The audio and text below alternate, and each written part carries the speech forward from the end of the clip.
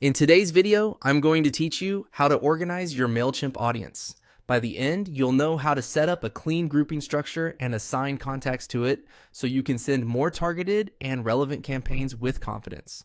Start by opening your Mailchimp account and heading to the audience area. This is your home base for everything related to your contacts. From the contacts view, open the More Options menu.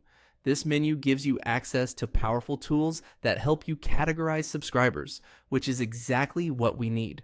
Choose groups to manage how your audience is organized. Groups are ideal for preferences or categories you want to use for segmentation later. Next, select Create Group. Here, you'll pick how subscribers can be categorized inside this group. Choose Radio Buttons. Radio buttons allow only one choice per contact within this category, which is perfect for mutually exclusive options, like selecting a single location or role.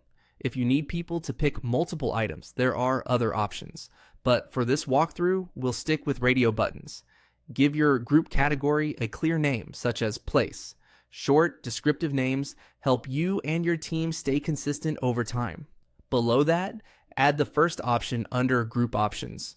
For example, type Texas. Think of options as the specific values your contacts can be assigned to within the category. Keep the capitalization and spelling consistent to avoid duplicates later. When that looks good, click Create Group to save your new structure. You now have a dedicated category and at least one option to organize your audience. Head back to your audience contacts to start assigning people to this group. Select the contact you want to organize.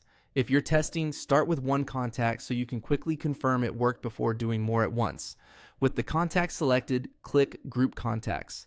This opens a panel where you can place the contact into the category you just created. Open the new category, Place, and choose the option you added, such as Texas. This tells Mailchimp exactly how to file the contact. When you're ready, click Apply to confirm the change. That's it. Your contact is now grouped, making it easy to filter, segment, and send targeted campaigns to people who share the same attribute. A quick recap. You went to Audience, opened groups, created a category using radio buttons, named it clearly, added an option, saved it, returned to your contacts, selected someone, grouped them under that category, and applied the change. Use this same flow for additional options and contacts, and you'll keep your audience organized and ready for precise messaging.